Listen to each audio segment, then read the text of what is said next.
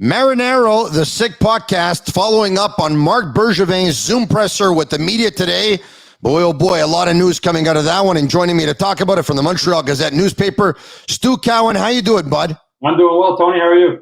Very, very well. Marc Bergevin confirms the news that has been circulating for a little while now. Actually, going back to Nick Kypreos, but we'll get to that a little later.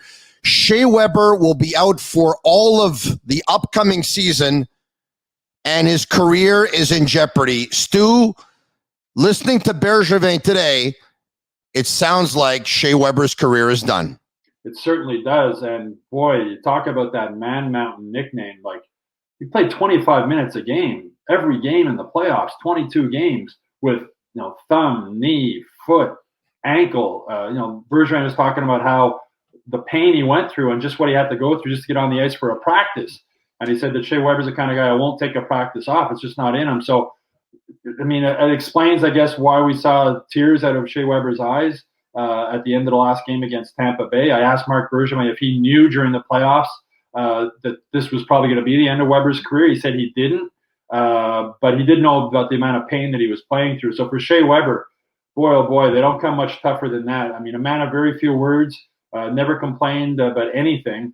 But you can just imagine the amount of pain he was playing through if he's reached the point where he can't play this season. And as Marc Bergevin said, it looks likely that his career is over at age 35. It's the Sick Podcast. I'm Marinero. He's Stu Cowan. The show is brought to you by Essentia, the world's only natural memory foam mattress. Go to myessentia.com/sickpod and use code SICKPOD for a free pillow with your purchase. Essentia, beyond organic sleep. So sleep, Shea Weber is going to try and get a lot of it.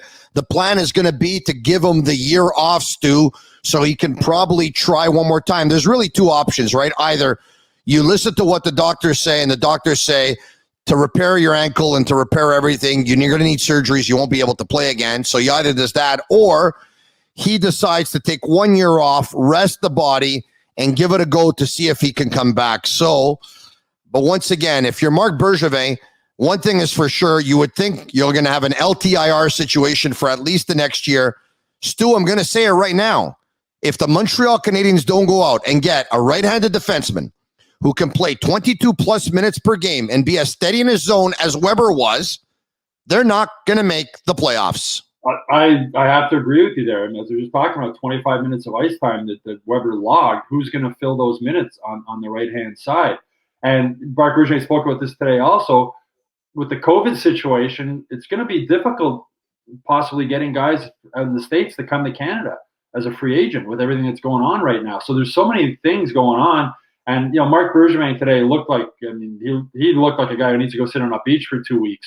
All the emotional roller coaster that he's been through since this whole season.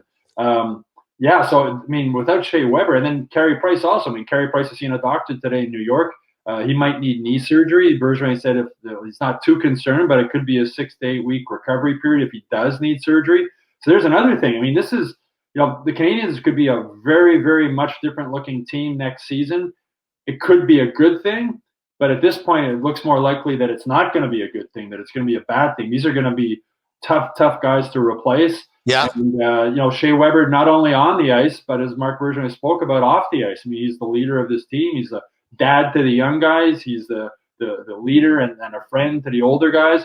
It's just going to be a huge loss. And as you mentioned, he's going to take the year off. Marc Bergevin said hockey's the only thing Shea Weber knows. It's all he's done since he was a little kid. This has to be just heartbreaking to him. Yeah. And, in the emotions of the moment, right now he's probably saying, I can't do this anymore. The pain's just too much. I don't want to play anymore. Yeah. If time goes on, and if he does heal, and if maybe near the end of the season, he starts feeling better and he says, okay, I can play. Or maybe the doctors just tell him, look, you're not risking your future health. He's got, I believe, 3 young kids at home, Shea Weber. You want to be able to spend time with them and watching them growing up and being able to do activities. Yeah. I can relate to that as a father. I'm sure you can also, Tony. He has more money than he'll ever need in his lifetime. So this is I feel really bad for Shea Weber today. I really, really do. A man of very few words. Not the easiest guy to deal with from a media standpoint, but I have so much respect for him for what he does on and off the ice, and it's got to be a really difficult time for him right now, for him and his family.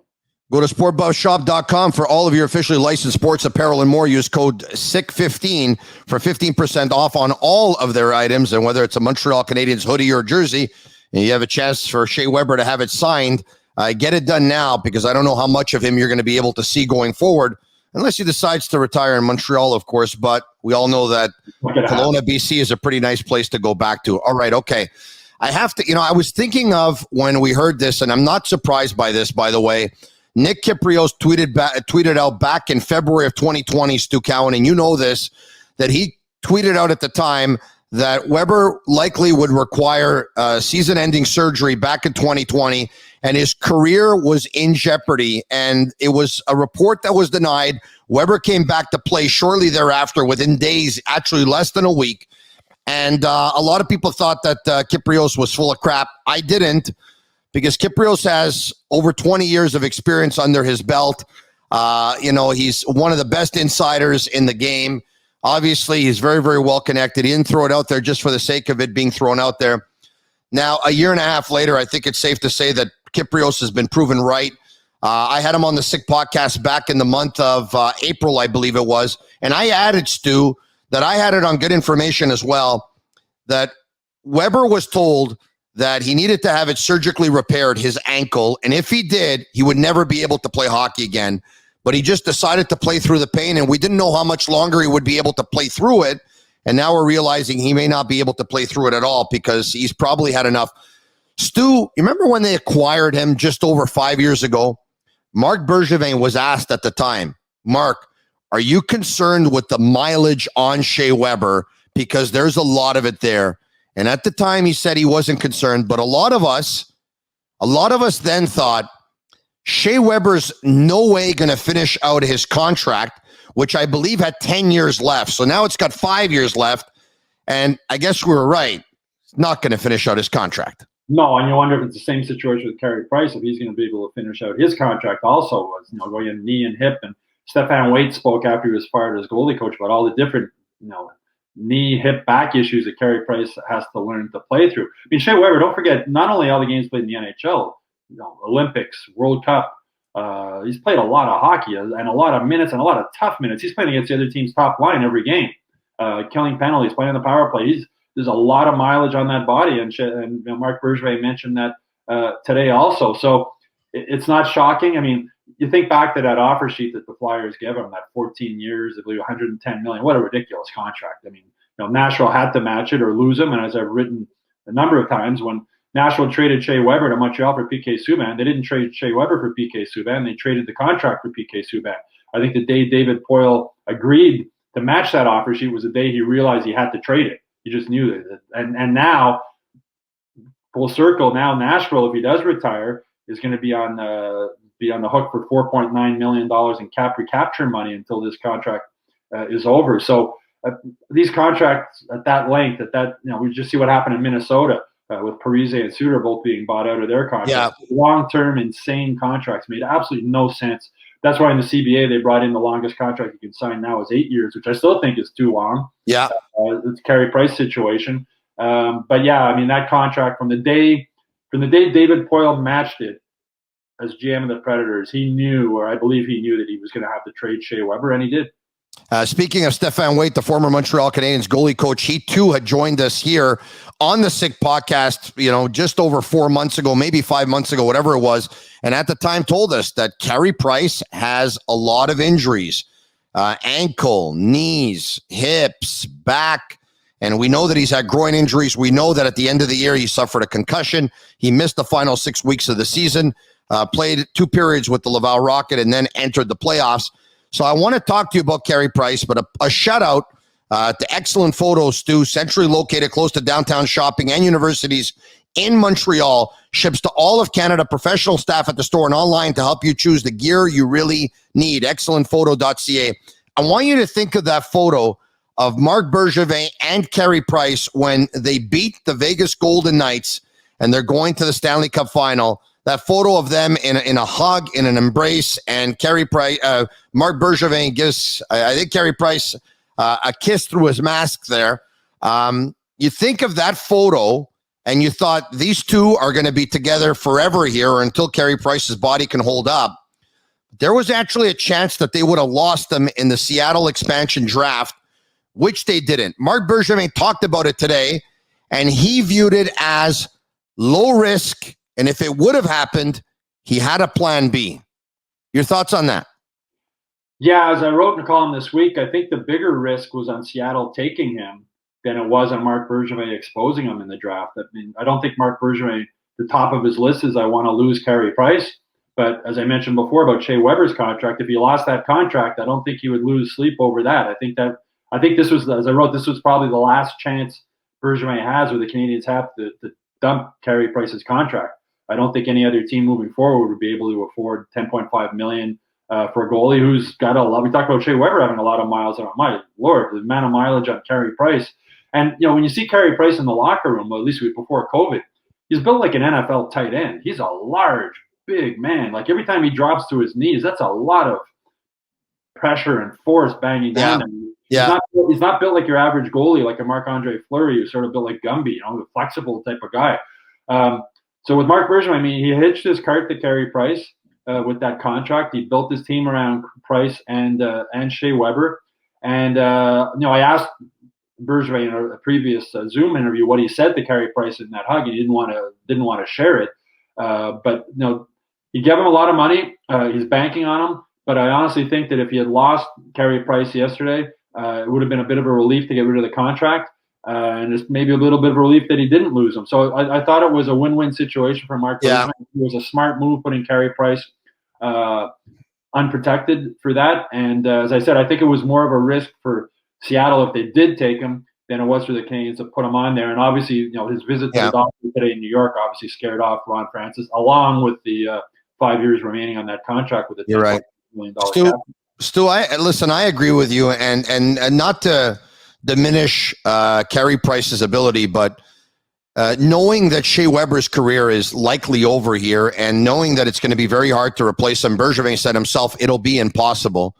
I think if Carey Price would have got picked up, probably would have felt like a blessing in disguise for Bergevin. And once again, it's not to diminish Carey Price's ability, but if we agree that they're not going to make the playoffs if they can't replace Shea Weber, it probably would have been an easier thing for Marc Bergevin knowing, okay, Weber's gone. If Price is gone, then he knows what he has to work with.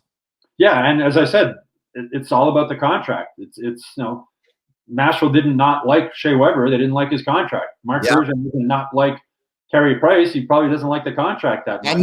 And neither does Seattle. That's why they said no. Seattle looked at the contract and said, this is not good business. I honestly wonder, though, Tony, how much of it was the contract with Seattle and how much of it was the health issue.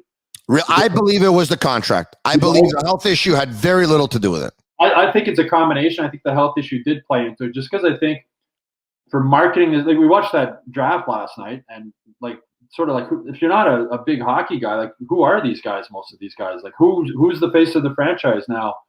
Is it for Seattle? I don't know. Yeah. Who's going to be the face of the franchise? You're right. Carey Price would have been. He would have been the face. Hold on a second. Great point that you're making here, Stu. But and don't get me wrong. I think Carey Price's medical history obviously didn't help didn't help in the whole process here, and obviously Seattle didn't like it. But take a look at there are things in common, right? Tarasenko, Carey Price, Landeskog.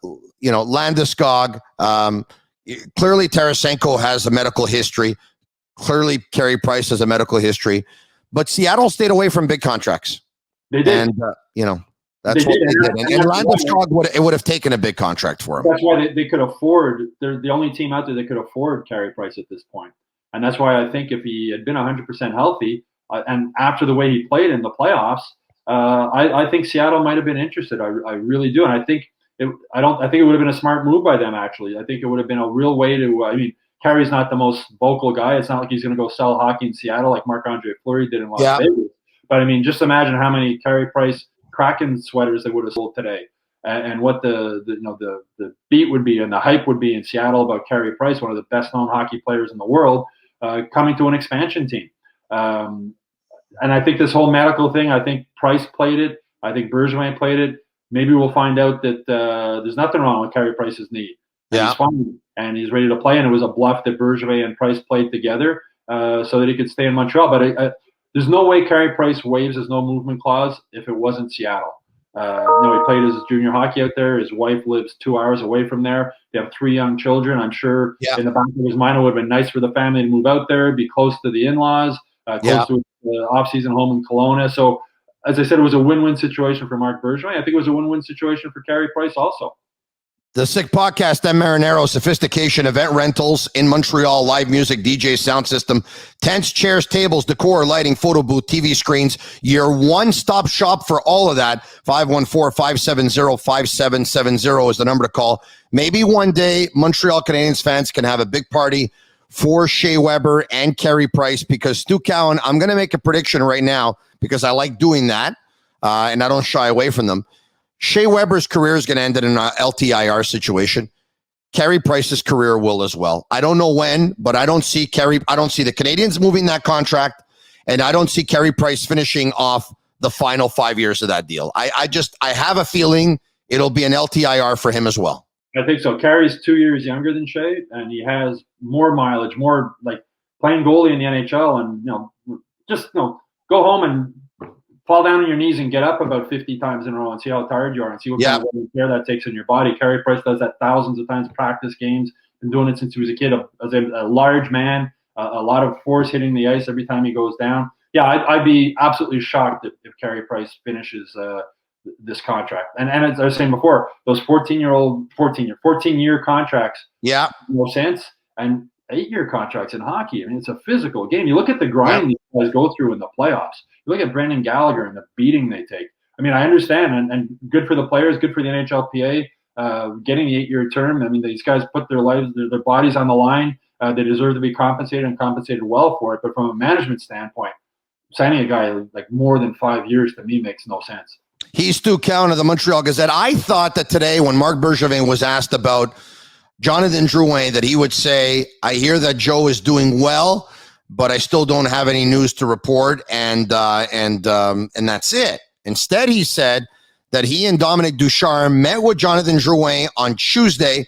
Drouin is doing much better, to the point where he expects him to be at training camp at the end of September or middle of September, and expects him to play with the Montreal Canadiens this season. A lot of opinions have been out there on Jonathan Drouin. I have to tell you, I thought he'd never play another game again for the Montreal Canadiens. I know the season hasn't started yet, but Marc Bergevin has led us to believe that he will. I thought that too, Tony, and it's still possible he has played his last game. I mean, if Marc Bergevin is thinking about trading him, he's not going to say he's thinking about trading him. He's going to say everything's great. He's coming back to training camp. He's going to be 100%, which is what he said today, and I hope that is the case. I like Jonathan Drouin. From dealing with him before COVID in the locker room on a daily basis, he's a nice kid. He's a really nice kid. He's a pleasant kid. I think with Jonathan Drouin, my thought of him as a hockey player, I think the game came so easy to him as a kid that he was just so talented. He never really had to work that hard to be the best player. And I think when he thinks he's working hard, what he thinks is working hard isn't what Brendan Gallagher thinks is working hard. They're two different things. Brendan Gallagher got to the NHL all on effort, all on desire, all on hard work. Jonathan Drouin got to the NHL because he's an incredibly talented hockey player. As I said, I like Jonathan Drouin. My dealings, I think he's a pleasant kid. I think he's a nice kid. I'd love to see him come back and play well. I saw a tweet today, somebody wondering about a line with Suzuki and Caulfield and Drouin. I mean, if those guys are all playing well together, and as Marc Bergevin said today, Drouin did play really well when Dominic Ducharme took over as head coach. He got more ice time. He started to play a little bit better. Then things fell apart for whatever those reasons are. We still don't know. Marc Bergevin didn't go into details about it today. But from a human perspective, I'd love to see Jonathan Drouin come back and do really well with the Canadiens. Whatever was wrong in his life or his situation, hopefully he's got it together. He's still a young guy. He's got a lot of future ahead of him. But again, Marc Bergevin keeps his cards close to his vest. He's a good bluffer, as we saw with the Carey Price situation. And maybe his plan is to trade Jonathan Drouin. Maybe Jonathan Drouin and his agent, Alan Walsh, said, we want out of Montreal. Like, we can't play here. You got to trade. But he's not going to say that. You go back to the Patrick Waugh trade, the dumbest thing they did is they said Patrick Waugh won't play another game here. Well, his value just dropped right there. Of course, and Drouin's done it before, right? Saying that he didn't want to play in Tampa. So, I mean, there's only so many times that you can say it. Marc Bergevin did say Phil Deneau, he wants him back. Corey Perry, he wants him back. And Yoel Armia, he wants them back. I think most people seem to believe that Perry and Armia will be back. Do you believe Phil Deneau will be back? I don't know. I think there's some real bitter feelings there still with Phil Deneau about that contract being leaked, that he had turned down that offer last offseason. I think that really upset him, and I totally understand why it would upset him. That should have been kept confidential by the Canadians. Whoever leaked it, you have to think it was somebody from inside the Canadians. I mean, it would make no sense for somebody in Deneau's camp to leak it. But it was leaked. Deneau admitted that it affected his play. He said he's grown from that day. He's become mentally tougher. I think there's a bitterness there. And, with Marc Bergevin, one of my beefs about Marc Bergevin is he seems to take things too personal when it comes to – you can't separate business and personal. And if it was a inside Canadians leak on that, a case of maybe Bergevin being upset that he didn't take the offer, I look back to the way Bergevin treated Max Pacioretty at the end, who was a really good friend of Phil Deneau, linemate of Phil Deneau's. You wonder how much that bothered Deneau. And then he went through a similar situation. You look at Andrei Markov, you look at Radulov, PK. There's been a lot of bad endings in Montreal with Marc Bergevin as GM when it comes to negotiating contracts. And I wonder if this is a trickle-down effect, not only with Deneau, what happened to him personally this year with that being leaked about his contract, but also the way his good buddy Max Pacioretty was treated at the end of his career. And he might just be thinking, enough, I want out of here. I want to go play somewhere else.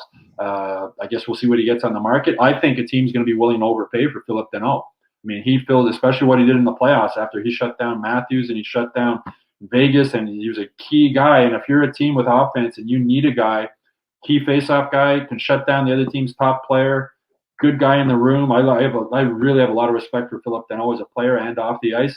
So I think some team is going to offer Phillip Deneau a contract that Marc Bergevin won't be willing to match, even if he does want to match it. Yeah, and listen, I like Phil Deneau a lot, and the Canadiens don't have a player that can do what he does right now without having to sacrifice offense, because I think Nick Suzuki could be a very, very good two-way player, and I think he is already a very good two-way player, but that would become at sacrificing offense, I think. So I don't think Suzuki taking key faceoffs at this point. No, and you know what? Jake Evans, I think, is really good and really promising, but I don't think he's Phil Deneau yet either. Having said that, Stu, you have Carey Price's contract on the books. I have a feeling that Brendan Gallagher's contract may not be a very good contract going forward.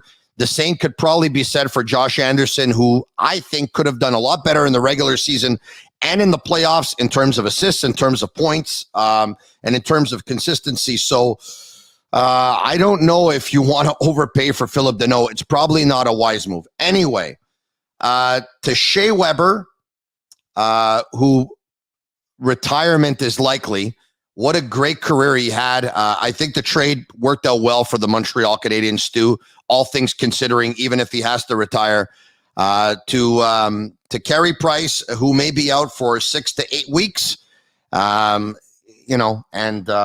Guys, Cherry River for you. Hard seltzer, only 90 calories, natural flavors, no preservatives. Now available in Quebec grocery stores and at the beer store as well.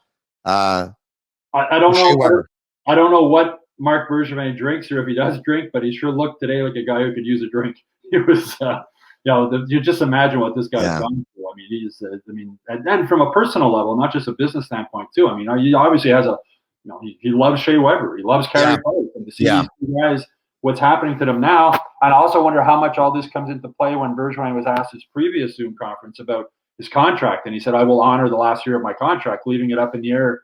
Is he going to come back? And you really wonder. You have to wonder at this point if Marc Bergevin has basically had enough and has told Jeff Molson, look, I'm going to go through the final year of my contract. I'm going to do the best I can, as I always have done, to try and make this team good, not only now and in the future, but it might be time for you to start thinking about who my replacement's going to be after next season. Because he really, as I said, he looked like a guy who needs a couple of weeks on the beach, but he looks like a guy who might just, like, he's done this job for 9 years. It's a long time. Yeah, 9 years in Montreal is like probably 18 elsewhere.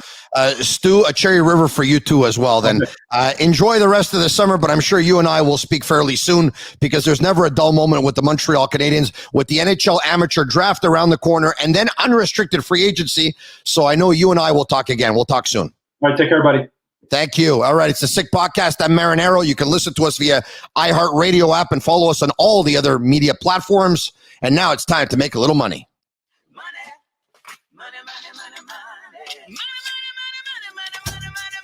It's time for Sick Picks, brought to you by MyBookie. You can place your bets on MyBookie. Go to mybookie.ag/the Sick Podcast and use code SickPicks for a 50% deposit bonus. Bet, win, get paid. He's at Run My Bets. My buddy Cash, make me some, will you? What's happening, guys? Usually I'm repping my own Run My Bats hat. Today, guys, I'm bringing out the Astros hat because the Astros got the cash for us. That's right, guys. It's baseball season. We had them first 5 innings minus a run. They cashed. Guys, this season right now, this next month is only baseball. We got baseball. We're in between all of our sports right now.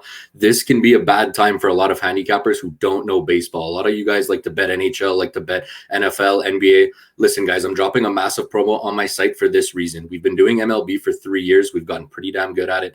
$150, guys. $200 off my monthly price. $150. You're going to get all 30 days, all access to all my MLB plays. A lot of people, guys, don't know. They don't necessarily watch baseball. They don't study it like I do. They're going to be laying money on heavy underdog, heavy favorites, guys. You're going to be laying heavy prices. It's not a good idea, guys. In MLB, even the worst team will win 37, 38% of their games. Hop on with my package, guys. MLB is a tough sport to handicap. That's why we got us for it. My free pick today, guys, I'm going to the Dodgers. I took the Giants yesterday as an underdog, plus 140. They cashed. I'm looking at the Giants today. They have a great I'm looking at the Dodgers today, sorry. They have a great pitcher in, guys. Walker Buehler. This guy is on fire. He's one of my favorite pitchers to bet on. 2.6 ERA this season, 10-1 record. This guy's ridiculous. He's literally probably my favorite pitcher to bet on because the markets don't adjust the number too heavily on him. You get him at a good price. You're not laying too much juice. Give me the Dodgers minus a run, first 5 innings, guys. Dodgers minus 0.5 runs, first 5 innings. I don't like laying big numbers with the Dodgers, guys, but you're getting this at a good price. The Dodgers is a heavy public team. You're going to see a lot of heavy public bettors coming in on the Dodgers. I don't like to do it, but the first 5 innings, guys, you have a great pitcher. You're getting them at minus 0.5 runs on MyBookie. It's minus 115. Grab that line, guys. Make this bet. It's going to cash. Let's go. Shoot me a DM, guys. Instagram, Twitter, my website, whatever. Grab my monthly package. We're going to cash with MLB, guys. We got a month before stuff starts really ramping up. Cherry River for you as well, my friend. Cheers to you. He's my buddy Cash. He says, lay it down on the LA Dodgers. It's the Sick Podcast, and the show brought to you by Essentia, the world's only natural memory foam mattress. I'm Marinero, the Sick Podcast. Until we do it again next time. And don't forget, double shift your best players.